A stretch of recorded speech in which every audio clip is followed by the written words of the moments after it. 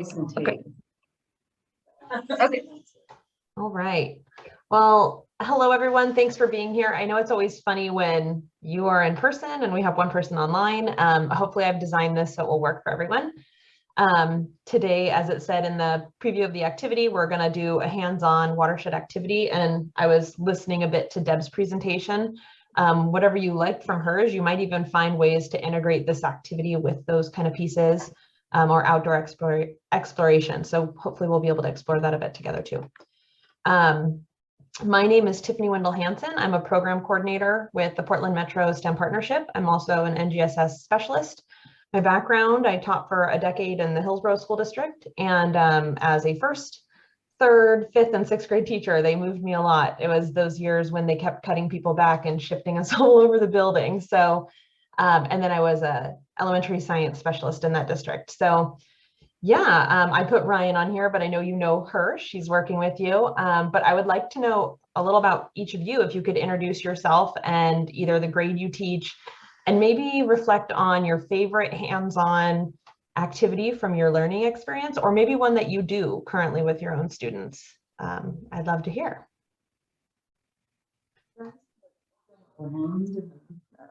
Can you hear me? Yes, thank you for leaning in. Sorry. All right, cool. Hi, I'm Robin.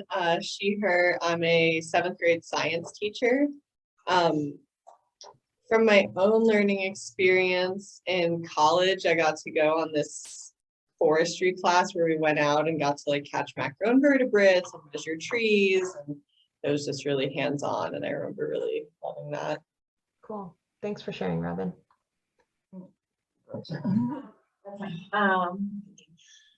Can you hear me? I can. Yep. Thanks for checking. I am Brooke. She, her. I teach middle school and high school language and science, language arts and science. There we go. Integrated PBL online. My favorite activity so far, honestly, was I did a nature journaling workshop a week and a half ago, and we sat and did a sound map that was rad. That's I cool. want to do that with my kids. That's really cool. Thank you for sharing, Brooke. Hi, I'm Lisa Lanza. Let's see, I teach 3rd through 5th grade. I have a 3rd through 5th grade STEM class. I have several middle school classes, and then I also teach a high school biology class. It's the problem with me is I have a K through 12 license, so they put me everywhere with that. I was in a similar situation myself. Yeah, so it's between like middle school and elementary.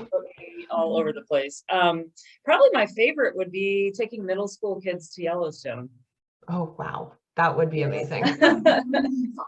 I feel like that's anyone's favorite. That's pretty cool. It'd be so easy. Yeah. How about Pamela? I don't know if you are available to share at this moment.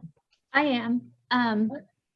I teach 8th grade in closed classrooms, so I teach all the subjects at Phoenix Charter School in Roseburg. And right now we are working on getting planter boxes ready, and they are experimenting with trying to keep their plants alive that they chose in the classroom so that we can plant them out there. So we'll see how it works. Cool. I feel like all of those really embrace everything we're going to talk about today. And it sounds like all of you have a lot of experience with the concept of integration, which this activity for us, when we've used it, the idea is it's a launching point for hands-on, but you can take it in a million different directions and at multiple grade levels. So yeah, I'll just dive in and thank you for introducing yourself. So we're going to start with a phenomena-driven hands-on activity. Then we are going to look a bit through the NGSS and what connections and opportunities they present themselves for different grade levels and or different content areas. We'll see how far we get into that. And then if we have time at the end, we're hoping we'll leave with some new ideas as to how you might use this in your classroom or some reflection time. So the breakdown of our time, our first hour, we're definitely just in this activity. Sometimes it can go a little faster. So we'll see. And then we have about 15 minutes for connections and then hopefully 15 minutes for wrap up. Any questions about that format or anything you want in there that maybe isn't outlined that you thought would be there? Okay. All right. So the phenomena we're going to look at is this. So if you could, as a group, and Pamela, you can talk with me, you could even mute the whole group in person if you want, Ryan, while we talk about this. But if you, the questions are at the bottom. What is happening? And this, we're assuming we're talking to kids kind of here. Of course, we're adults, so we can go deeper. But why might it be happening, and where have you seen this happen? So yeah, Pamela, if you and I want to talk about this, what do you think is happening here, or why it might be happening? Looks like we have landslides and flooding from too much rain. Mm-hmm. So that's my analysis. Okay, yeah, that's great. And then the whole group, can one person maybe share out what they're thinking about this? Oh, sorry, it's muted. It also looks like we have some piping coming up. That could be bad. Yeah. So whole group, I don't know if I'm also muted. Am I muted? Can you hear me? I'm waiting for heads to like nod, or can you hear me? Okay, you're muted. So if you were saying anything, I can't hear the whole group. So I didn't hear what your thoughts were on this. But yeah, typically when we talk to students, just like what Pamela said here too, we're gonna, lots of rainfall. I know in the Portland area, I don't know if it was similar down where you are, that little blast of cold we just had, it was exceptionally wet. And then it really quickly melted. So all of our small creeks and rivers overflowed really quickly. So maybe kids would talk about where they see that happen in town. But it's even better if you do this during a certain time of year, where maybe you can go outside at your local school and look for areas that are overflowing with water to find that phenomenon. And then I would want to have a brief discussion about what do we already know about where water goes. Because we're working with older students often, and I know we have one person who is, K, I said 3 through 5th, but we want to know what they already know. So from your experience with students, can some people share out what kids might say, what you think they might say about where water goes when it rains? I know mine would say in the ground because they're kind of snarky. Yeah, totally. Yep. Can you lean in? There you go. Lean in, please. All right, we talked about storm drains. Yep, storm drains. So one of my favorite things about this, and we wouldn't jump into it yet, but when I've done this with students, they often don't bring up gravity. They just think it runs down into storm drains, into the ground, but there's no conversation about the relationship between water and gravity. And we don't get to erosion, but we know all of these pieces kind of work together and play together. So we want to get kind of an understanding of their baseline. And if they know it goes into the ground or into storm drains, that's a great place to start. Okay. So this activity we're going to do is focusing on models from our NGSS. That's the practice that it really holds on to. And for the purpose of our models, I'm not going to read this to you all since you are teachers and you're familiar with this, but we want our students to know very specifically that that model is more than just a drawing, right? We're going to have diagrams, we're going to have words that explain it. They're based on evidence and facts, not just things you imagine. So if you want to use any of these slides, you're welcome to, but sometimes this can help, this definition can help for focusing students on what a model looks like.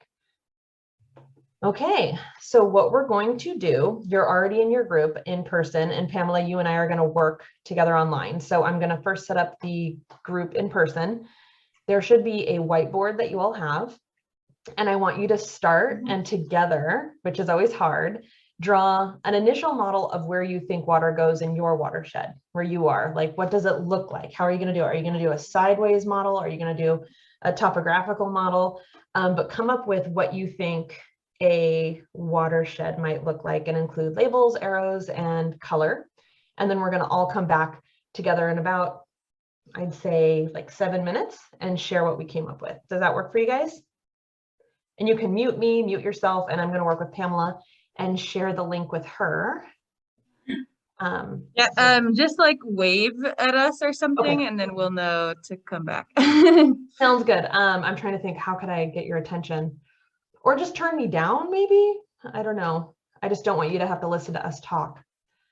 I'll wave. Okay, Pamela, so what I'm going to share, we're going to work on Jamboard. Are you familiar with Jamboard? No. Okay, so let me show you this slide. We're going to do the same thing. We're going to build an initial model. And I'll just pull up the slides and show it to you before I drop the link. And I'll show you some examples. Okay. And I wouldn't show students, I don't think the other group can hear me, but I wouldn't show students this example. I just would want the teachers to have it, because I don't want them to think something's right or wrong or anything like that. Okay, you can also make a copy of this if you had to do virtual teaching. Okay. And it will instruct students, how to make their model. So last time we did this, it was actually the same area, Umpqua, and this was kind of am I freezing on you, Pamela? No. Okay, good. So this is what one group came up with, and on Jamboard you can add pictures. So you go over here to the side and you can Google image search and find things, and then it will just paste it in there and you drag it around. You can also add sticky notes right here and then type whatever you want. And when you save it, it appears on here and you can drag it around and resize.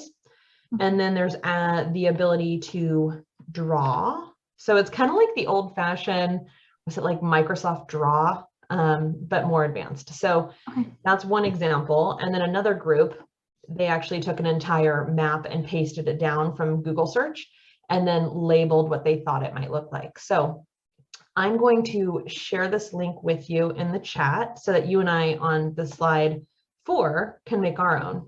Okay. So let me pull up the chat.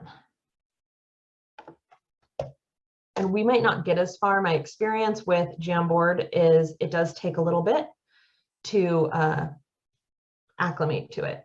So if I were doing this with students, and I'll explain this to the whole group also, I always have one session ahead of time where they get to play with it and get familiar with the tool. Okay. So was there any trouble getting into this document? Nope, I'm in it. Okay. How do you want to do? I'm not familiar with your watershed, so we could build something similar to these. Okay, well, I live closer. I'm on Diamond Lake Boulevard. Okay. So our school actually has more wetland than it does land. Cool. We could do wetland. That's great. Will you do me a favor? Will you pull up the pen and choose maybe blue? And then will you draw a topographic, like your perspective of what the topography of those wet spaces would look like for me? And then I can drop labels in for you. Okay, I will try. I'm not the best artist. I'm telling you. Hands down, I am not either. I'm like, you want me to draw? You guys are asking for the wrong girl. Yeah, it's okay. If you just want to draw it and then tell me what it is, I'll put a label on. Okay. So there's like back behind our school, we have these areas. Can you see it? I can, yes, I can see. Okay, so then this is like where the front of our school would be. So back behind our school, we have like this garden area right here, but this is more wet over here than it is over here. So this is like swampy. And so this is front right here. Front is down here. Yep. I'm gonna put, and you drag those. I'm gonna write swampy now. I'm just gonna write all these words you're saying, and if you want to kind of drag them to where they are, okay, they should go. Looks like a little pond. Is that a pond you drew? It's kind of a pond. It's more swamp. Okay. Okay. But we can irrigate from it. It's interesting. Okay. But you have to put on mud boots to go back there. And this over here is it's not as swampy, and so it's where we have the. Can you draw a star where you're talking about? Yeah, so right here we have like the donkey barn and the chickens and stuff. It's not as wet, but it's still soppy. Does that make sense? Did you say donkey barn? I love it. Right, so yeah, and we're right now doing a butterfly enclosure. Oh, I'm gonna add that too. Is that over there? Yeah. So now when we think about, we want to think about the water and maybe how it comes through here. So let's draw, yeah, move that where you want to. Sorry, I'll let go. That's okay. And I don't know if it's gonna be in close here. wrong. So we have a garden area right in here. We have a huge garden. Oh, let me put it in. So what I love already about your space is we're really looking at this like micro piece of our watershed, right? And like this very local space. So you could do a really cool, just walk through the schoolyard to make these observations. Of course, kids might recall it also, but just to walk through and gather information. How do you think the water flows through here? Is there like a higher ground than another in some areas? Over here where it's not as wet, it's a little more hilly. There's like, let me draw it out here. So right over in here is like a hill. And so it kind of comes down the hill into the rest of it, you know, it always slides down. Okay, I'm gonna write a little note about that. Okay, and we can always I'm gonna kind of put this up here for now. You can move that, yeah. We can always change these sticky notes to be different colors too. So when I work with students, a lot of times I will have them label like the water pieces blue, but then, so this is swampy, but the donkey barn I'm imagining is probably on, you know, drier ground. So we could turn it to green, same thing, like this is whatever, you can change these around. Again, if students are online, I think you're in person with students typically, is that right? Oh yeah. Yeah, so you wouldn't have that trouble as much. I'm going to wave at them and see if they can hear us. They want to check and we can check in with each other. I have a feeling this is going to get hard to get their attention. Maybe if I stop sharing, they're going to be like, wait, why'd you stop sharing? Hello. This is like, do. Right. Hi, can y'all hear me? Oh, there they go. How much time do you need? Are you all done? Do you like, I'm like, my son did like that baby sign language and I feel like I learned like, all done. How much time do you need? Thank you. Looks like they're turning us back on. Yeah, do you want us to, I can hold this up. Yeah, that'd be great. Yep, and then I'll share ours. Okay. Oh, wow, very detailed. Somebody's an artist, not me. I know, right? That's great. Okay. I can't hear anyone talking. Is there anyone who wants to kind of explain what they drew so I can and we can hear online? No. I guess the question was, where does the water go? So we Yeah. have a river here. It Mhm. flows into the ocean. There's an estuary, like kind of like coming off of it, also going into the ocean. We have plants taking up some of the water. We have the ground. Some of the water like kind of leaks into the ground. We have diversion for agriculture, so we're like stealing some of the water. We have this miscellaneous animal drinking it. We have evaporation, so it's going back up into the mountains from whence it came, in the form of clouds. And then we have the rain coming down into the river, so it can go back into the ocean. Thank you. And I think, oh, and we have snow melt. We have Nice. snow melt from the top of this mountain that's also feeding into it. You have all those big pieces. Thank you for sharing that. And I love that you have the bio features as well as the like biotic and abiotic pieces of that. So just to share what we did, Pamela and I, do you want to explain what we did actually? Oh, go ahead. Okay, we did kind of a micro snap of the watershed on the property of Pamela's school. So Pamela, if you want to actually explain the overview since it's your school and I'll probably get it wrong, that would be great. So here's the front of our school, and behind it we have a garden area and a butterfly enclosure that isn't in swamp. And so we have 11 acres behind the school that's swamp. So we're trying to figure out how to, and it's wetlands, we're trying to figure out what kind of to do with that. And that's kind of over here. We have the donkey barn over here where it's not as swampy or wet, where you can put on boots. It's still muddy back there, but the donkeys like it. And then we have this hill where it's not as wet, where the water comes down and flows into the rest of it. And so the thing I love about Pamela and my conversation is if you were to take your students into this space, there is this natural conversation about, well, we notice this is more wet or swampy over here. What's the difference between this and the donkey barn? and they can start connecting elevation to where the water is specifically. Hang on. Sorry.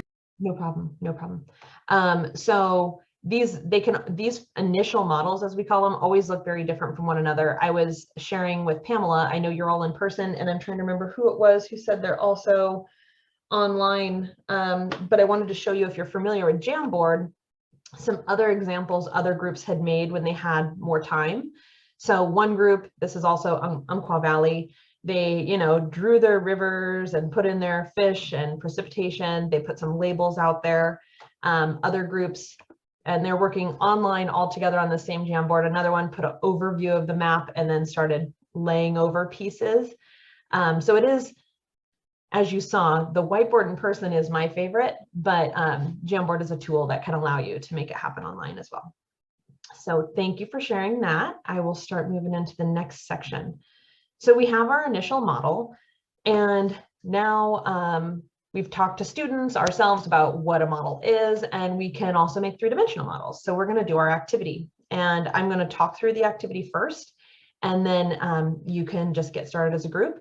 So we're going to take a piece of paper. I tend to use grocery bags because they're so nice and stiff. They don't collapse when you get them wet.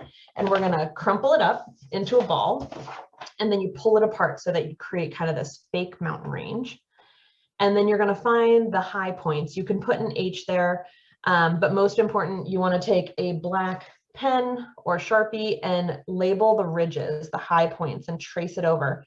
So you know where that edge will be. And then you want to drag blue through where you think the water will travel and pool. So where you think there might be runoff or a little river or a little creek, you draw it into the crevices. You can kind of see, if it's on this page, you know, the water might travel down this front right here. And so you'd have blue and then come down this way and pool it down here. Then after you have, oh, there's a better drawing. So you put the blue arrows of the direction you think it's going to flow. And then finally, once you have that, you spray it. And once you spray it, you're going to see if your prediction was right, if it traveled the way you thought it would. And then after that, we will have a conversation. But I want to check if anyone has any questions about the activity, about how that works. So you crumple, you trace out where you think the water is going to go with the blue, mark the high ledges and ridges with the black, and then spray it down. Okay, so some questions. Thanks for the thumbs up. These directions are here. I'm going to leave them up for Pamela if she needs them, and I'll leave them.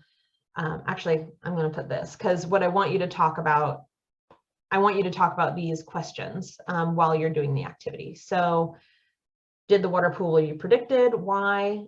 Did it flow where you predicted? Why? And how many standing bodies of waters, lakes, ponds did you have? And another one that I'd like you to think about is, why might you have more or less pools of water? I'm going to add that question in there. But if you don't have any question, feel free to get going on that in the in-person group. And Pamela, you can do it independently on your own. And let's start with like, I'll check in with everyone in about 10 minutes. Okay, so Tiffany, I am trying to multitask today. So I'm at my school actually, and I have a student in crisis. So I'm going to take care of that for a minute, and then I will get back to this. Please do. And that's fine. We can debrief after. Don't worry about it. All right, thank you. Yeah, no problem.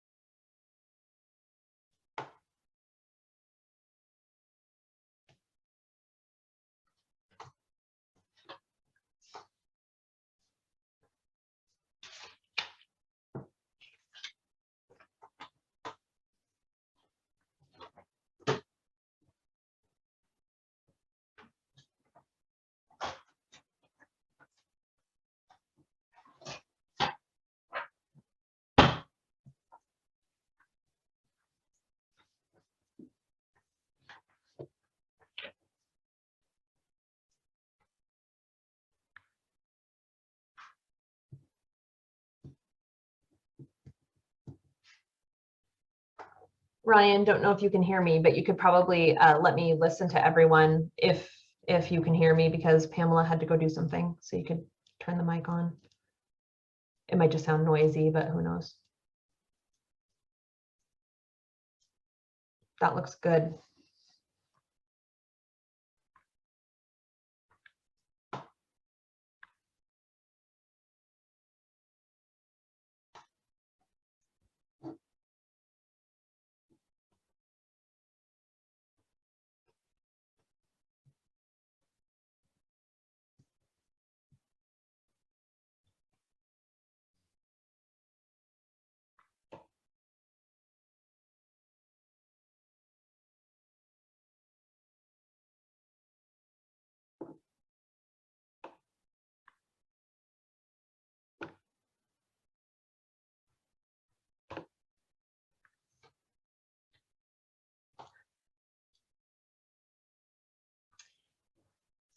Not sure if you can hear me, but yeah, sometimes we just have to rip it in half to make it fit. So the water, yeah, good call.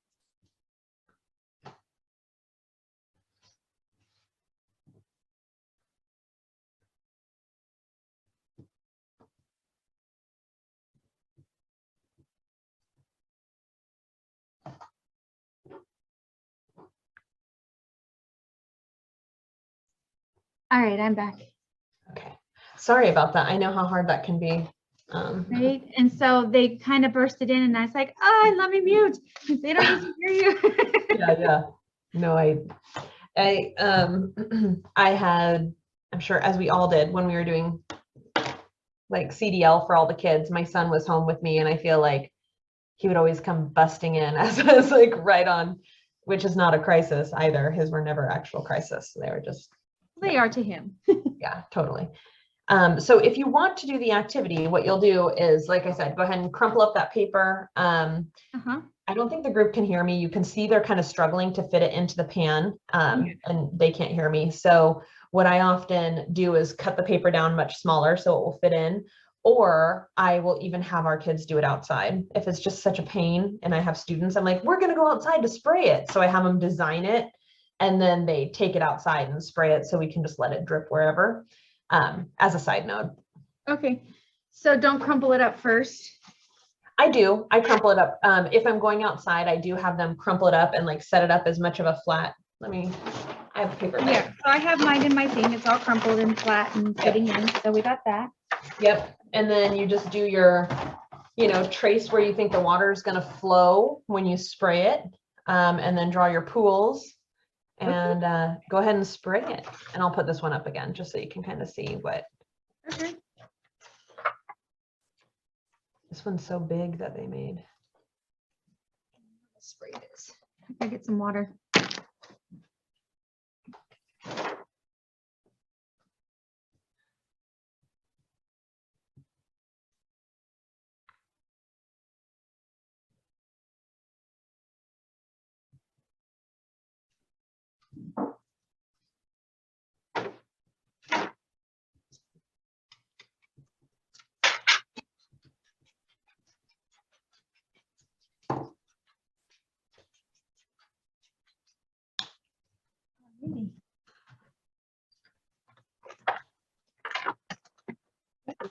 Again.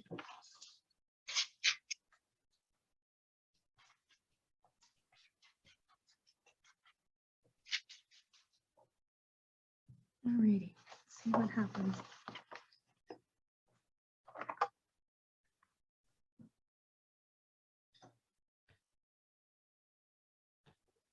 Uniformly wrapped. Okay, got that.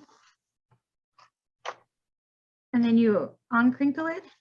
Yep. Then you uncrinkle it and kind of pull it apart so that you form it into like a mountain range or, a little valley, however it kind of appears to you.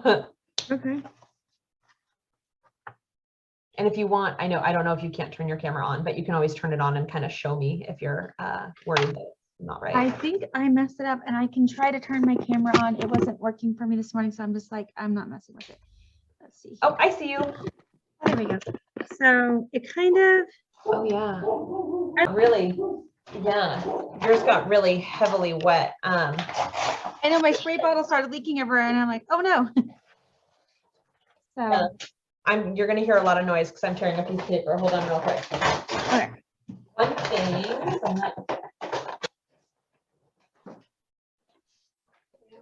We're gonna, so I'm just pulling out my piece of paper, and one of the things I find that can be a real pain is students have the exact same problem you just oh had. no. So, Ryan, one moment. So, if they make it, sometimes when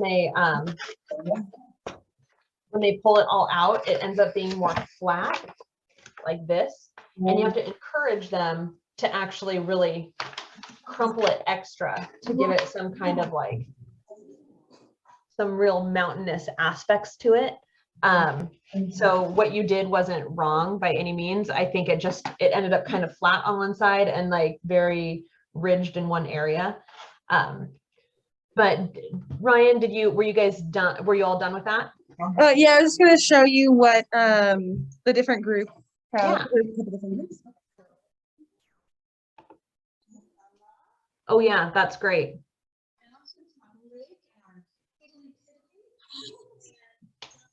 It reminds me, I can't hear you. Oh, boogers. Well, we have blue water. Perfect. And when I saw it, I immediately went to kind of the Cascade Range because it looks like so much lower on one side than the other side is like higher. Yeah, let's see the other group. Over here, but when we tried to move it to show. So sorry. Yeah, so everything kind of flew off the paper. Okay. And what Pamela, can you actually share what happened with yours? Sure. Let me put my video back on. So mine bottle kind of like decided that it was going to soak everything. Oh, so it kind of like, you see that? Yeah. There we go. So, Yeah. and that's not bad. That actually can show us something, and our kids often do that. So one of my favorite things about this activity, I'll let everyone clean up a little if you want for a second, and then we can talk about it. I see people moving around. And if you want to put your stuff away, Pamela, you can too. I'm sure it's all wet in front of you. Just a little. Okay. Don't you love spraying things right next to your computer? You're like, this doesn't feel right.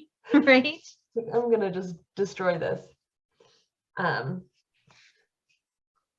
Okay, I see everyone's talking. I find it tricky when I'm like, is everyone ready? Can I see a thumbs up if the group in person is ready to move on here? Oh, not, okay, almost there. Give me a thumbs up once you are ready. Okay, cool. Sorry, I know it's the sound and things are tricky sometimes, but so if we think about, hopefully you were talking about where it was pooling. I heard you say that to me, a couple of you. Some of you had many bodies of water. I think about like Pamela's, yours was like a floodplain, right? You had this one high, but yours really was. You had this one high ridge and then everything just soaked down below, which happens. So the fun thing about this activity with kids is the first time they do it, sometimes they do it really well, sometimes they don't. But the next time they're often like, let's try and make one big mountain, and they want to do it a second time or a third time. And they're like, where would we want to build our houses if we were going to draw houses on here? So we've also taken this model and asked kids to draw houses. Like, where would you put a development of people if they wanted to live here? And of course, they don't want to be in the floodplain, right? That wouldn't make a lot of sense. So if you want to integrate, language arts, they might write up a plan for like a proposal for the local community as to where they should put some new housing, or maybe where they want to put a new field for grazing or things of that sort. So it can be a fun spot to start those kind of conversations around. So what patterns did anyone see? And this is a part where if you're in person, please raise your hand and then lean in so we can hear you online. But what patterns did you see? What caused the water to flow or pool? I don't like how that sounds together. And do you think that some causes and effects were found in the real world? Do you think that those same causes and effects are found in the real world? And why do we use models to test the ideas? So any of those, if you want to think about it for a second, and I'd love 2 or 3 people to share out thoughts about that.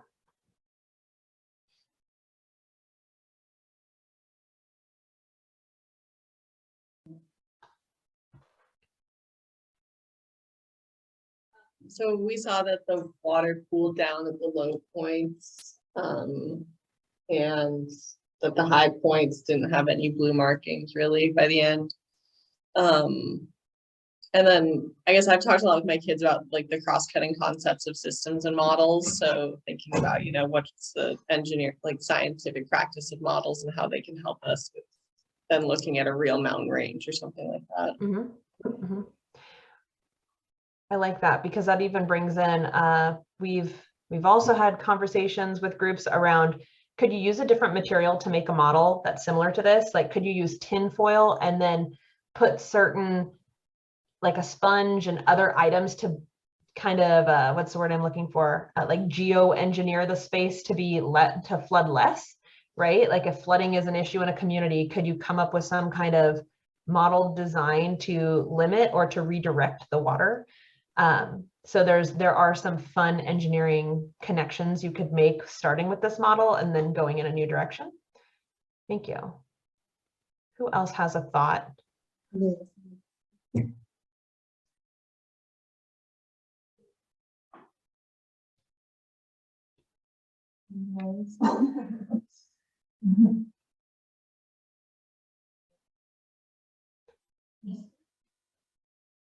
Why would we need to use a model in this case when we're talking about flooding? Because some people are visual learners, they might not grasp the concept unless they can actually see it in front of them. Mm-hmm. Why we might use a model. Mm-hmm. Easier to create and use a model than to wait for Mother Nature to destroy a home development. Mm-hmm. Well, and I even think when you want kids to experience this, maybe you can't do it during the time of year where it's flooding. So maybe you're like, I want them to see this, but we don't actually have an area flooding right now, right? Or it is, yeah, I also think this is a pretty cheap way to do it. I know there's a lot of, what do they call them? I forget the name at this moment, but you know, they're like water, I don't know if they're called water tables, but yeah, like water tables where you have actual dirt that you're moving around and watching how the water flows. Like that's great. That's actually really expensive. It's kind of hard to maintain. So this is one of those activities that you use some recycled paper and some markers and you can observe this phenomenon, and then toss it, which is nice too. Not that that's always the concern, but it can be really nice if you just need a quick one that you don't have to go out of your way to find a lot of resources for. Any other thoughts about this activity?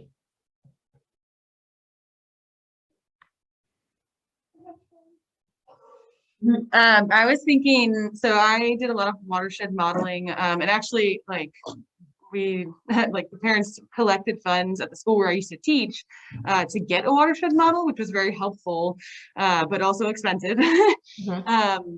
So we use the physical model, but I find that it's very helpful to have students, be able to visualize something. And then also, like you were mentioning, thinking about like crafting with different materials and that sort of thing to see what might be more absorbent or how we could apply it to the real world or something like that. So I always think of STEM or STEAM as how we can solve a real world problem. And so I like the idea of kind of using it as like an engineering design challenge. So it's like, okay, like this is how it would happen if there were not, there was not much vegetation.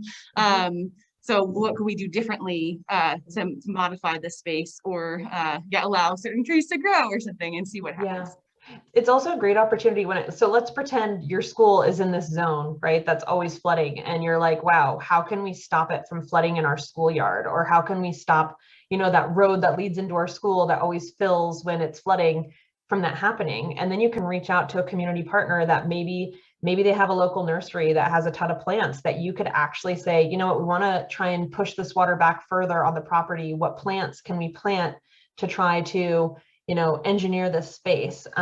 So obviously not all schools have the ability to do that, but even to make a plan to do that or to explore and research different plants that can help mitigate flooding is a really fun idea to do. So Let me check the time. I was going to give everyone a little break here. Why don't you actually all take a quick break? If you want to fill up your water or anything like that, it's about halfway through. Take 5 minutes and then we can come back.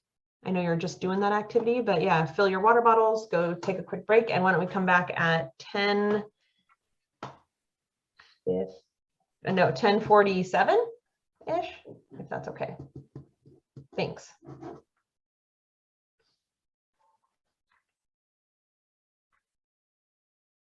I'm also going to go fill my water real quick. I'll be right back.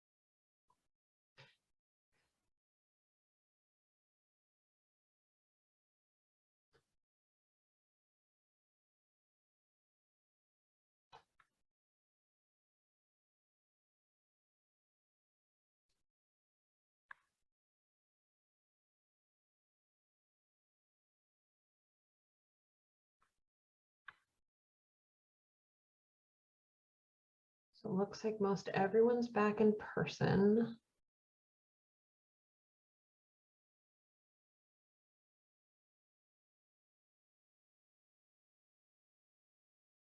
Okay. So if people are still coming back in, that's fine. This next section, we're going to watch a brief video. And Ryan, I want to apologize. I don't think it's from your Watershed group because I tried to find one from you and maybe y'all have one, but this one is another local Watershed video.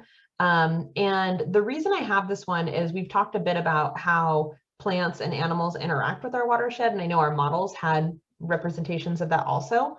But a lot of students don't automatically make that connection, especially if they do an activity first, they're thinking water just runs. They don't often think about that interaction between the two. So this is a video that can kind of spur that conversation, and also how historical information and human interaction with watersheds. So let's hope the sound and everything works here. Let me know if it's not displaying properly once it goes.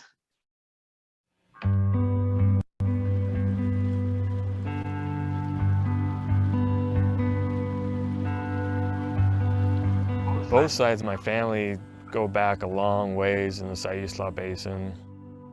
My mom's side is the tribal side. Sayislaan Kwakwakwich and Heech, Sayislaan Shla'ai. That just means I'm a Sayisla Caucasian Lawamqua person from Sayisla territory. Also on my dad's side, they came over in the 1880s. 5 brothers that came over and settled up Indian Creek. And I work for my tribe today, trying to maintain that connection.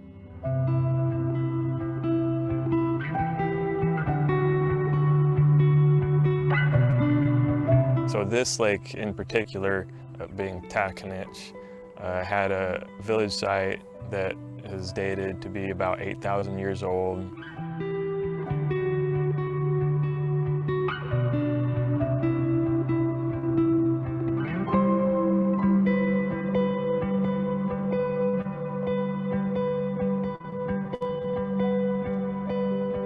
Our culture, it developed in this place. And when Euro-Americans first came to this place, people looked around and saw utopia. You know, this is an untouched place. It's just gorgeous, and you know, it has all these untapped resources. And those resources weren't untapped. That was just a well-managed land. I think that is kind of traditional ecological knowledge, how to properly actually steward a place. You learn that by living for generations in a place. This island is really just a sanctuary for kind of rarer native plants like cobra lilies, the wild cranberries and bog blueberries. Living out here in this place that we had to travel by boat to, and you know, it seems really remote and hard to get to. Somehow invasives find their way here, so we want to try to keep that stuff out. Everything, you know, as native as possible. Great-grandma used to say that her dad used to be able to catch enough fish in a week just to feed the family all year long. Literally, you could walk across the backs of the salmon. It was just completely full. I'd like to see it someday. Everybody, no matter what walk of life you're in, would like to see the salmon numbers come up. The river was actually called Ixato. It wasn't named Sayisla. Sayisla is the tribe, it's the people that live there. For me or any of our tribal membership to be able to go to meetings and express those cultural ideals and how we feel that these lands and waters should be managed is an honor, and it's amazing to see that difference.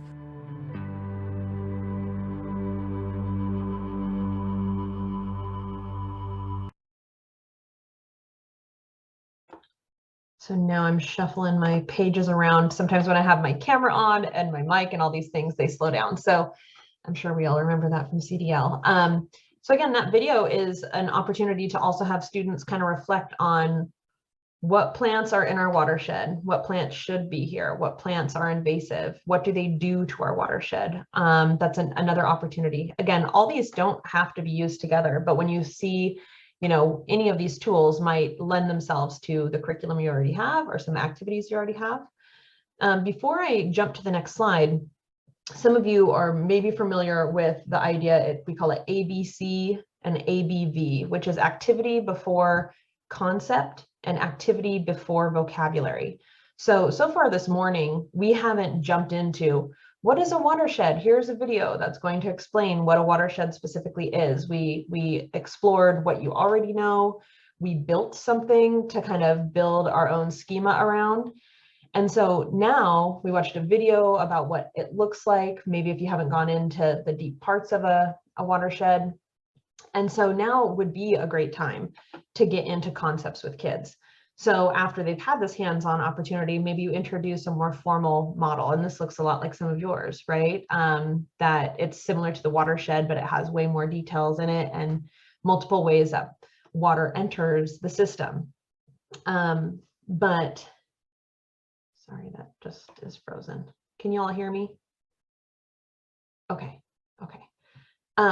So this is also a time where we might talk about, well, we have precipitation. If kids didn't have that specific word, we talk about that's the water coming from, the air or the atmosphere. And you start applying those bigger words that, maybe our second language learners, they know, well, the rain. Well, there's a bigger name for rain, snow, sleet. It's called precipitation. And they've now drawn this model where our spray bottle is the precipitation, and they have this concrete connection to that language.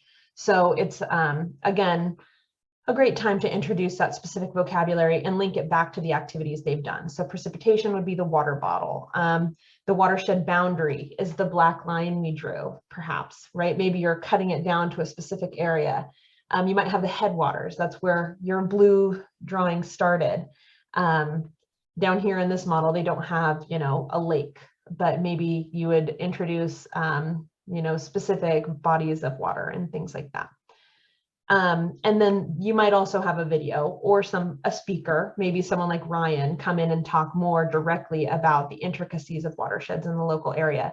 So this is that great area to put in a lot of that concept and content knowledge. So what I would like you to do is now think back to the initial model you drew, and you can either add to it or you can kind of redraw it. And I want you to think now about how you all had plants already and things of that sort, but how might you add some more details when you think, we also have groundwater, we have a water table, are there other pieces we could add to it that we've learned? Let's take 5 minutes to do it. So at 11, we'll all come back and talk about what we've added to our model. And even if you don't add a lot of details, we can at least verbally share what you might want to introduce, or maybe some other activities you might want to do with students so that they would have more information. Does that make sense? Okay, all right. Pamela, are you still there? Okay, no problem. No problem.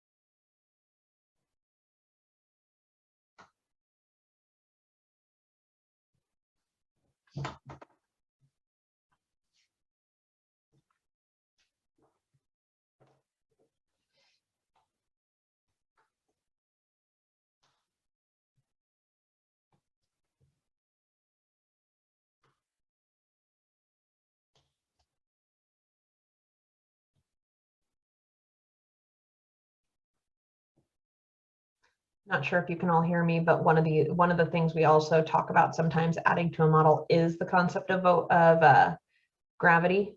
Can that somehow be included? Definitely with arrows, but can we describe that force that's interacting in the system or represent it somehow?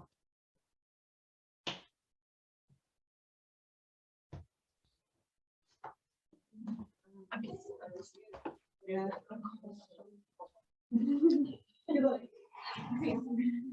What offered to my I know.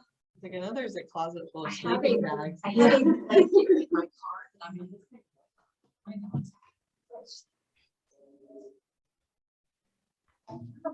I'm a professional wedding dress. It's the benefit of it. We always have our arms. And then hot flashes on top of it, so like my arms and legs were freezing and the rest of the street.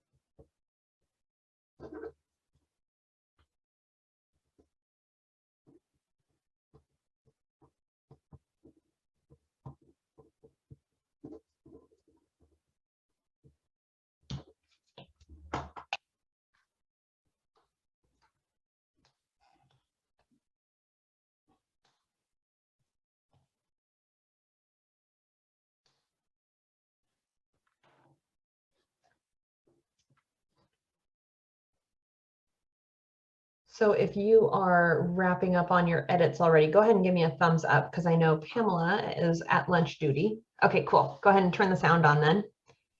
And I would love if I could see, I know you've seen your own, so share with the group. And maybe Ryan, you can point me at their work, but share with the groups what you changed or what things you added to your model. Wow. Oh, no. These are my pointing marks. Yeah, I'm not sure we added anything because we had to redraw it. Well, we added the city. So I love, it's cutting out, so I don't know if you specifically said this, but did you say you redrew it completely? Yeah. I love that. Okay, so, and I'm sure you all seem to really get it. You're at this training, so you obviously get how kids work. But I love that we need to teach kids that it's okay to toss your first idea, right? It's okay to say, okay, that's what we did know. We now want to change it and make it improved. So I love that. And I would always encourage our students to do that too. So I'm glad you tossed it. So what did you say you changed? You added the city? Yeah, there's And labels and more pictures, Mhm. more like green stuff. Mhm. And our fish are better, Lisa. Yeah. Love it. And then sorry, say that again. This is our fish are better. Labels. That's awesome. And you did one big model together, the whole group, right? Yep. Okay. Great. And that's what the big focus on revising this is telling kids it's okay to change it. It's okay. Ideally, we have multiple groups doing this at once. And then we have something called, I call it a board meeting. And all the kids, one representative from each group go up with a team, whiteboard. And they say, well, here's what our group did. And you see that they all look different. And then they're supposed to capture and take notes on what they liked about other groups' models, what things they might want to put in their own. And then oftentimes after a board meeting, I'll have students individually draw their own model or again as a team. Another place that I take this often afterwards is to think about a question they have about their local watershed and then decide on a research topic, or you could even have kind of some choices for them, but to research some issues, whether it's salmon numbers, whether it's invasive species, whether it's something related to the watershed, flooding issues. And then to push it even further into writing letters of concern to local officials or to city council, and maybe some suggestions for, we learned that certain plants help mitigate flooding. Maybe we could consider planting different plants in this area. And that now takes all their learning and also puts it on them that they have a voice and ability to make change in their own community as well. And then you see again how it comes back to this full integration of this one little activity. We start capturing small ideas, finding our own interests, and then advocating for the things that we think are important, and communicating that with the elected officials and individuals. It doesn't even have to be elected officials. It could be, you know, the local watershed group that they're like, we'd like to work with you on this, or that. So that's also where some of our older groups have taken it, the older students. Any questions about the activity we've done? Because we're going to dive a little more specifically into our standards connections, but I'm wondering if you have any thoughts, questions, takeaways that you'd like to share with. I know you guys have all been talking, so you've probably said it, and but if you want to share with me and maybe reiterate.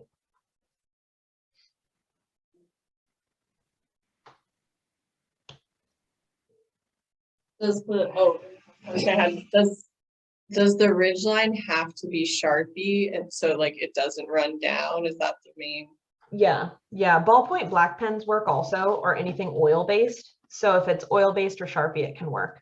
Dry erase also work. So, but I hate, you know, how kids, I never want them to use my dry erase on something other than the board, but those will also work if you're in a bind. Good question. Sometimes I have kids collect different material after doing it the first time with paper bags from the grocery store. I have them collect different items from their recycling at home. So it might be like plastic or another material to see if we can build the model and make it more accurate, or, you know, control the flow, things like that too. I like the idea of Sorry, it's muffled.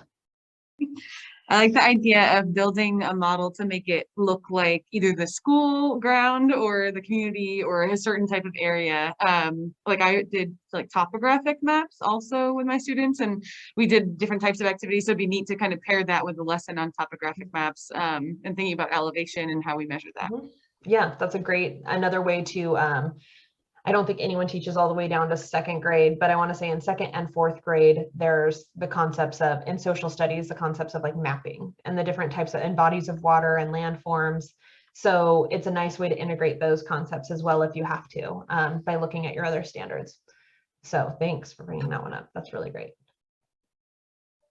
And teaching about the different type of maps, that there's topographic and elevation, right? Maybe if you're focusing on a different topic, you want one or the other or both.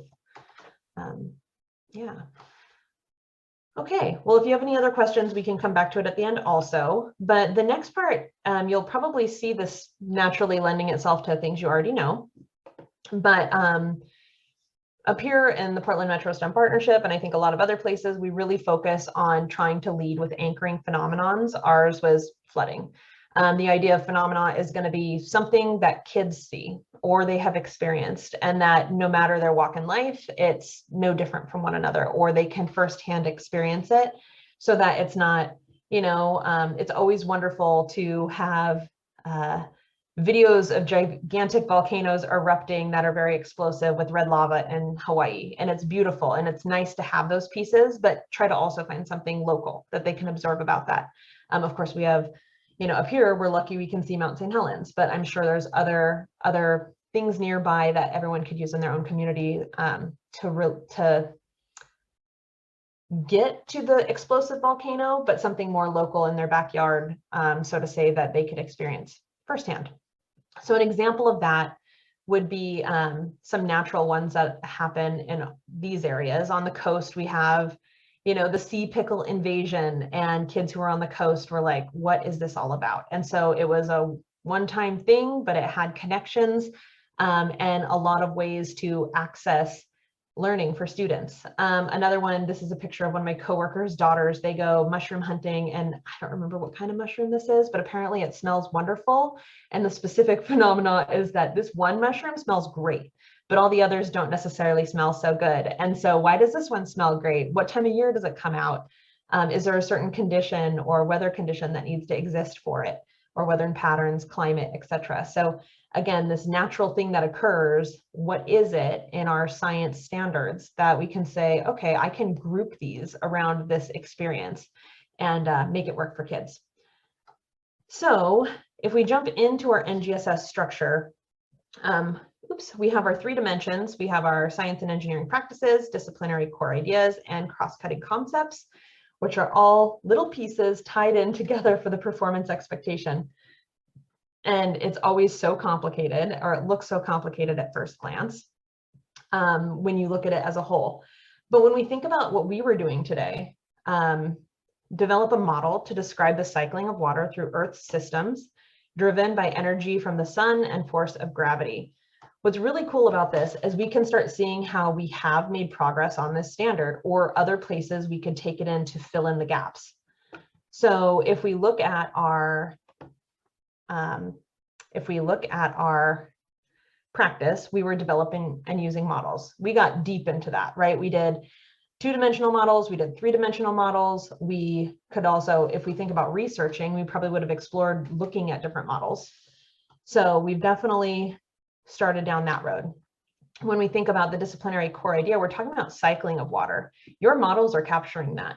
Not only are they capturing that, but we see that in the video we talked about. There's other videos that could encourage that further. If you had students who are struggling with the idea that it's cycling, that, you know, you'd probably have to have a little more explicit videos or activities that explore precipitation and how it comes back down to earth and cycles.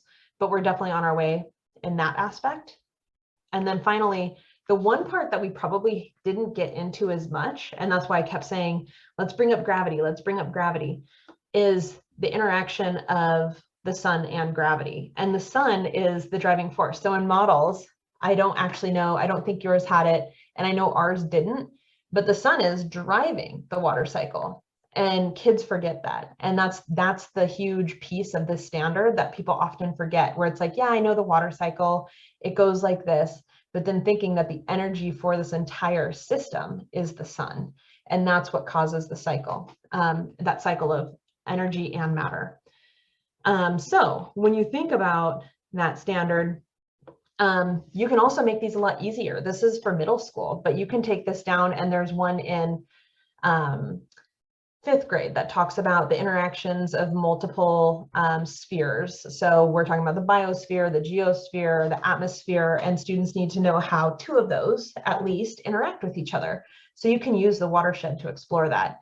There's also a 2nd grade standard that talks about water and where it is in a system. It also talks about how it interacts with bodies of different landforms and bodies of water. So you can think about how you could really simplify or pull things out, and how you could elaborate further on these things.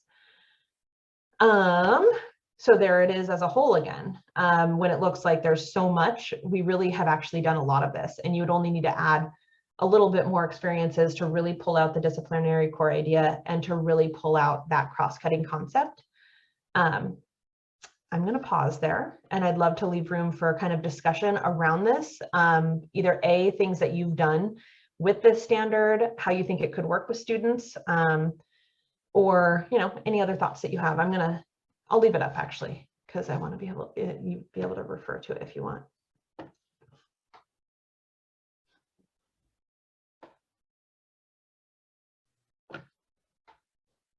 Something that I thought of, which doesn't necessarily connect to just this standard, but with my 6th graders, like sometimes I would have students who struggled a little more, and sometimes I would also have students who were very kinesthetic in terms of their way they learn.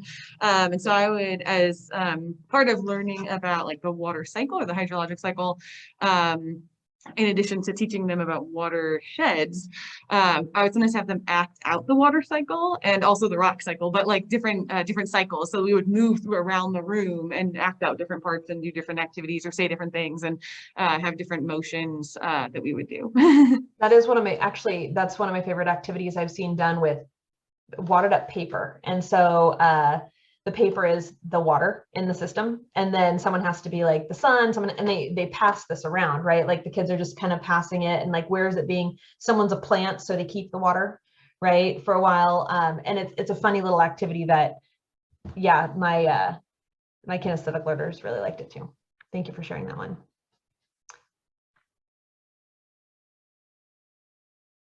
Any other thoughts or questions on this one?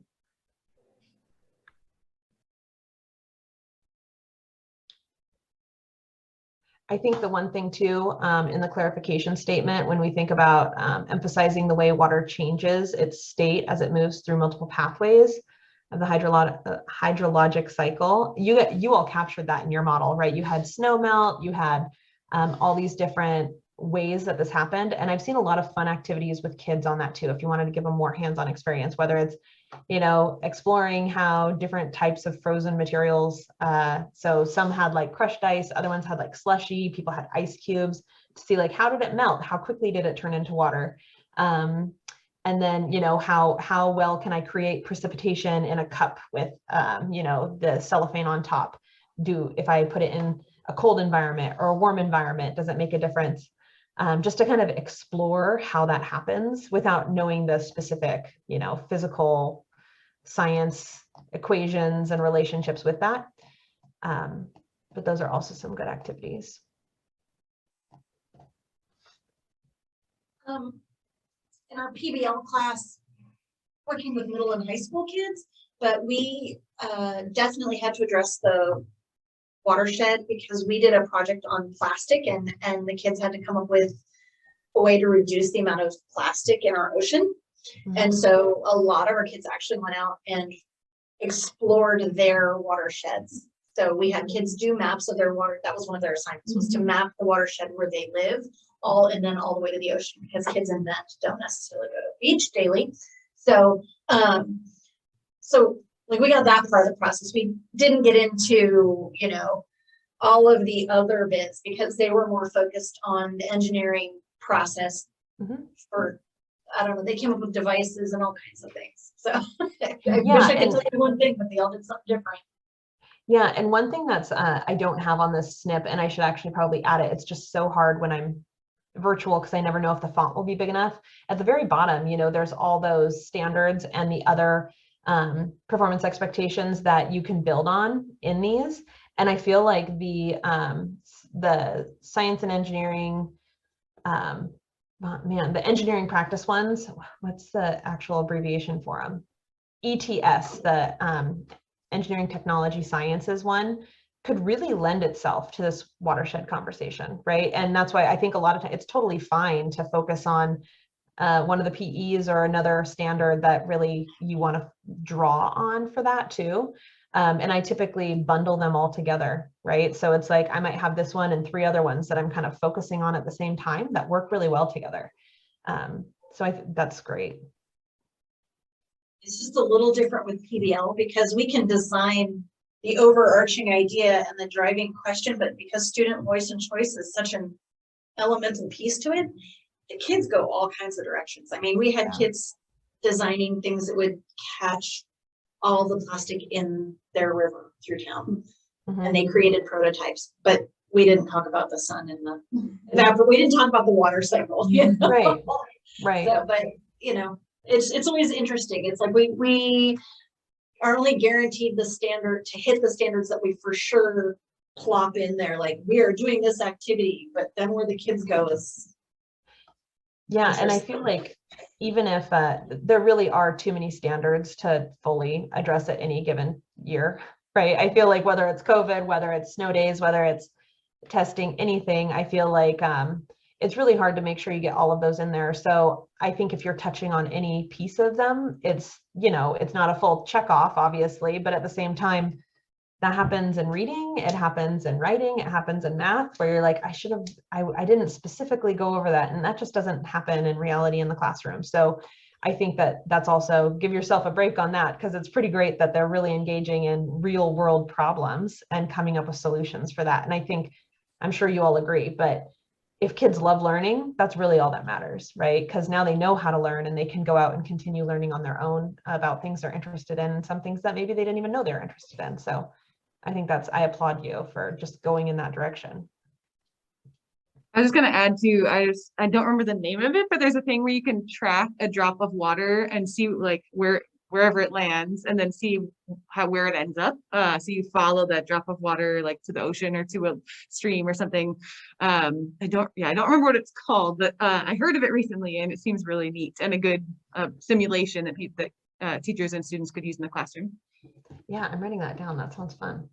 I feel like I'd be the kid who like I'd drop the water and then a frog would like get it immediately and it'd just be like, it's now in the frog. I don't get to follow it out to the ocean. But yeah, well, when it comes to the standards, I didn't really have anything else. The last 15 minutes, I wanted to leave space for you all to talk to each other or to reflect a little bit on if you've done this activity before and how did you do it different with us in this group, or maybe how would you change it for your students? Are there practices that you focus on and with your students, whether it's, you know, planning their own investigations, like what you were just saying, you know, if kids are planning their own investigations and carrying out their own investigations, that's fabulous. Yeah.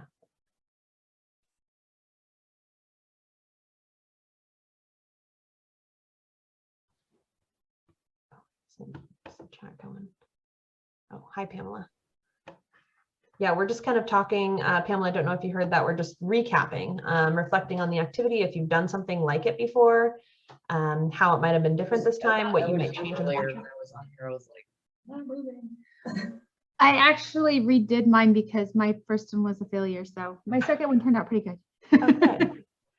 Good. Well, I love, and we talked about this while you were gone, we were talking about models and the group in person. They erased their initial model and after built a new model. And we talked about how important it was to teach kids that too, that it's okay to know the first one didn't work or it wasn't exactly what you wanted and do it again.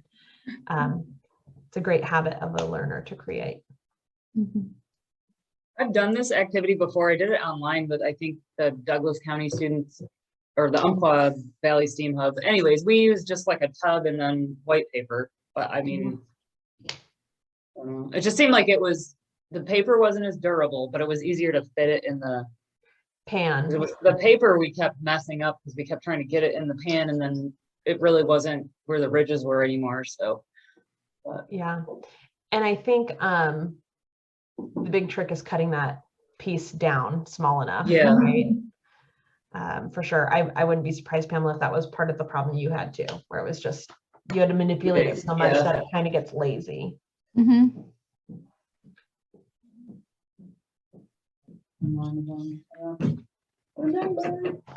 Well, any other reflections? If not, the last bit I had here was just some additional science resources. I'm sure you're all familiar with the NGSS Science website. I don't know if you know that there is an app, and I find that incredibly helpful. It's a lot easier to just find the grade level or my domain I'm working in. And then they have great links to integrations. So if you're working with a particular CCSS standard, you can have both those apps on your phone and you can link to them. So it's really a great tool. The Wonder of Science has ready to go resources and units, which is also great. Framework for the K-12 science education, nitty gritty document that guided the NGSS. It's a great resource if you're wanting to know more about the NGSS specifically. I shared these slides, the link to the slides in the chat with Ryan. So hopefully she can get that to you because all of these links are available also in the presentation. STEM Teaching Tools has a lot of spectacular resources. They do have a lot of stuff from COVID specific or CDL specific supports, which I know we're not in CDL for a lot of schools right now, but our online learning has become more prevalent. So they have a lot of resources for online science teaching. And then there's a great article by Dr. Oki Lee about making everyday phenomena phenomenal. It's just a good read if you're looking for some really everyday things that you can create something very interesting out of. So that kind of wraps it up for me. I have my email here if you ever have any questions and want to email me. Ryan's is on there as well. And I think that kind of wraps it up. I'm done 10 minutes early. Usually we run over, but I cut a bit because I was worried I'd run over. Well, thank you very much. Do any of you have any questions? Looks like we do not.